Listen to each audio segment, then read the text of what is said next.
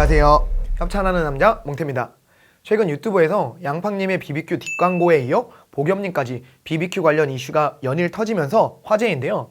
BBQ가 그래서 뒷광고를 의뢰한 거야? 아니 뭐야? 라는 궁금증 또한 굉장히 많아지고 있습니다. 그래서 오늘 제가 수많은 유튜버들이 왜 BBQ 광고를 찍었으며 그 중에 누구는 표기를 하고 누구는 표기를 하지 않은 상황에 대해서 광고 영상 제작 과정을 예로 들어서 한번 알아보겠습니다.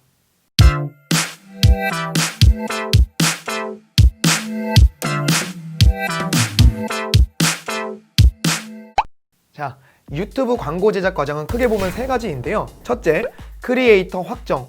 둘째, 콘티 확인 후 촬영. 셋째, 최종 확인 후 업로드. 이 과정에 따라서 자세히 설명을 드려볼게요. 첫째, 캐스팅 과정을 보면 수많은 유튜버들이 BBQ 광고를 찍은 이유가 설명이 됩니다. 보통 신제품이 출시되면 마케팅팀에서 MCN이나 광고 대행사를 통해 적합 크리에이터를 추천을 하고요. 그 다음에 내부적으로 검토를 해서 진행을 결정을 합니다. 일반적으로 한 명이 아닌 다수의 유튜버를 동시에 캐스팅을 하고 일주일 주기로 순차적으로 업로드를 하는데요. 이때 광고 진행 유튜버의 구독자 수는 가급적 100만 명이 넘는 분을 선호합니다. 그 이유는 바로 도미노 효과 때문인데요. 유튜버들이 콘텐츠를 제작할 때 가장 염두에 두는 것이 조회수거든요. 그런데 특이한 음식이나 제품만 조회수가 높은 것 같지만 엽기떡볶이, 불닭볶음면, 진비빔면 같은 구독자들이 쉽게 접할 수 있는 유명 브랜드의 신제품 리뷰가 의외로 조회수가 굉장히 잘 나와요. 거기에 100만 유튜버들이 줄줄이 리뷰하는 제품들은 핫하고 트렌디한 이미지까지 더해져서 버프 효과까지 있다는 거죠. 그러니까 1만, 10만, 20만, 30만 유튜버들에게는 100만 유튜버들이 너도 나도 리뷰하는 트렌디한 제품과 유명 브랜드의 신제품이라는 조회수가 보장되는 두 가지 조건이 성립이 되기 때문에 너도 나도 도미노처럼 올리기 시작을 해요. 그럼 브랜드는 메가급 유튜버 다수가 광고를 진행하면 30편에서 50편 정도의 추가 콘텐츠들이 자연스럽게 올라오면서 2차 홍보가 자동으로 되는 거고 마케팅 효과를 극대화할 수 있는 거죠. 개인적으로 이런 효과 때문에 BBQ도 다양한 유튜버들에게 광고를 의뢰했다고 생각을 합니다. 둘째, 콘티를 확인 후 촬영을 시작을 합니다. 여러분, 크리에이터들이 광고를 진행할 때 숙지한다라는 표현을 한 번쯤은 들어보셨죠?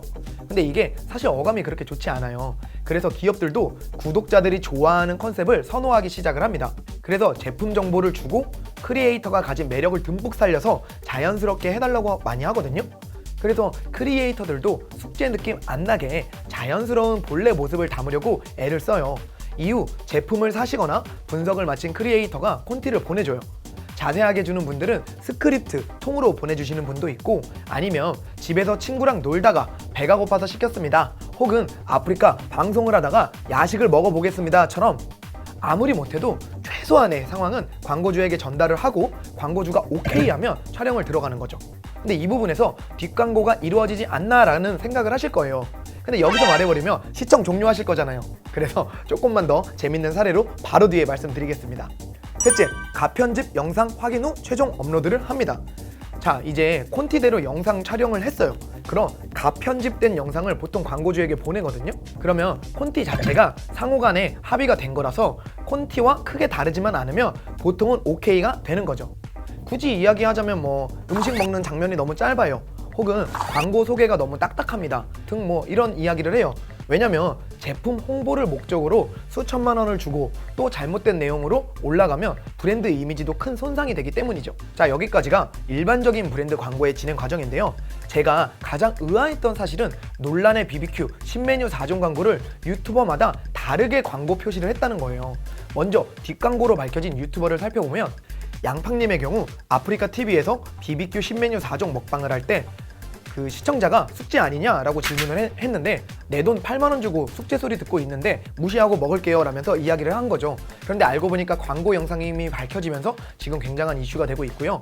두 번째, 보겸님의 경우도 아프리카 방송을 통해 똑같은 BBQ 신 메뉴 4종 먹방을 하는데 유료 광고 표기가 영상, 댓글, 더보기 아래 어디에도 없어서 이거 뒷광고 아니냐라는 논란이 있었는데 최근에 광고였다고 인정을 하면서 소위 난리가 나는 거죠.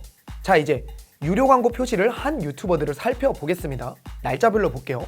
먼저 4월 19일 사나이 킹기훈님 또한 신메뉴 4종 리뷰 먹방을 진행하는데요. 영상 내 광고 영상이다 라는 언급은 없어요. 그런데 영상 시작과 동시에 보시는 것처럼 유료 광고 표시가 뜨는데 4월 업로드 당시부터 표시가 되어 있다고 해서 수많은 분들의 칭찬 세례가 이어지고 있습니다.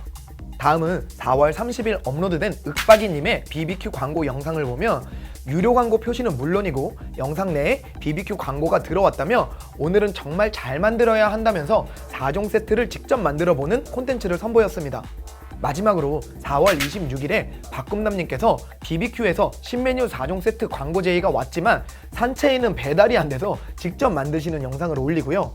그리고 5월 29일 약 한 달 후 BBQ에서 직접 산채로 찾아가서 4종 세트를 만들어 먹는 모습을 보여주시거든요. 그리고 이 영상은 박꿈남님의 첫 번째 광고로 육주비들의 엄청난 축하를 받습니다. 그리고 역시 댓글창에도 당당히 밝히셨고요. 아무래도 BBQ 본사의 담당자가 직접 가서 치킨을 만든 광고 영상이기 때문에 굉장히 신선하다라는 이슈가 굉장히 있었는데요. 자, 똑같은 시기에 BBQ 광고를 진행했는데 이렇게까지 표기법이 각양각색일 수 있을까? 라는 생각과 함께 지금부터 BBQ 뒷광고 의혹과 관련된 저의 개인적인 의견을 정리해서 말씀드리겠습니다. 개인적으로 박꿈남님의 산채의 마케팅 팀장님이 방문해서 촬영한 콘텐츠와 최근에 회장님이 직접 출연한 황강희님의 내고왕을 보고 BBQ는 진짜 마케팅을 잘한다. 구독자들이 뭘 좋아하는지 정확히 알고 있다라는 생각을 혼자 많이 했거든요. 그런데 이 BBQ가 양팡님과 보겸님께는 절대 광고임을 밝히지 말아주세요 라고 하고 김기훈님은 영상에는 언급하지 마시고 유료 광고만 체크해주세요. 윽박이님은 영상도 체크하고 음성도 언급 부탁드립니다 라고 했을까요? 그렇진 않을 것 같아요.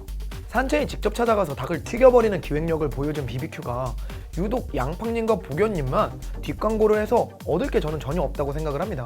왜냐면 뒷광고가 밝혀지면 유튜버가 입은 피해보다 신메뉴 개발하고 이민호 씨 캐스팅해서 광고 촬영하고 각종 방송 송출에 유튜버 캐스팅해서 광고까지 한 비용만 따져봐도 수십억이에요. 거기에 브랜드 이미지 날아가는 것까지 계산하면 좋게 100억은 손해보지 않을까라고 생각하거든요. 그런 BBQ가 굳이 뒷광고를 부탁했다는 것은 믿기 어렵다고 생각을 합니다. 다만 현업 종사자로서 의아한 점은 영상 업로드 전 보통은 광고주가 확인을 하는데 그 부분에서 BBQ가 오케이를 한 건지 아니면은 유튜버들이 확인 없이 그냥 올린 건지 제가 보겸님이나 양팡님과 일을 해보지 않아서 솔직히 잘 모르겠어요. 어쨌든 최근 유독 BBQ가 언급이 많이 되고 있어서 의아하실 거예요. 그런데 BBQ만 다수의 먹방 유튜버들에게 의뢰를 하는 게 아니고 많은 프랜차이즈들이 쓰고 있는 방식입니다. 이미지 타격이 큰 브랜드 입장에서 뒷광고를 먼저 부탁하는 경우는 거의 없다고 생각하고요. 하지만 영상이 업로드되고 나서 후속 조치를 하지 않은 거는 내부적으로 브랜드 이미지에 치명적일 수 있다는 인식이 없거나 혹은 유튜브 개인의 채널이니까 유튜버 개인의 문제라고 인식을 하지 않았을까라고 조심스럽게 추측을 해봅니다. 어쨌든 이번 사건을 계기로 저를 포함한 수많은 업계 관계자들은 시청자와 소비자들의 신뢰를 회복해야 한다는 숙제가 남겨진 것만큼은 사실입니다. 다음 영상은 수많은 유튜버들이 그동안 유료 광고 표기를 안 하고도 불법이 아니라고 주장하는 법적인 근거와 MCN의 책임 소재 여부를 유튜브 정책과 공정거래위원회 자료를 싹 조사해서 올리도록 하겠습니다. 지금까지 이 영상을 시청해주셔서 진심으로 감사드리고요. 구독과 좋아요, 알림 설정은 저에게 큰 힘이 됩니다. 부탁드리겠습니다. 감사합니다.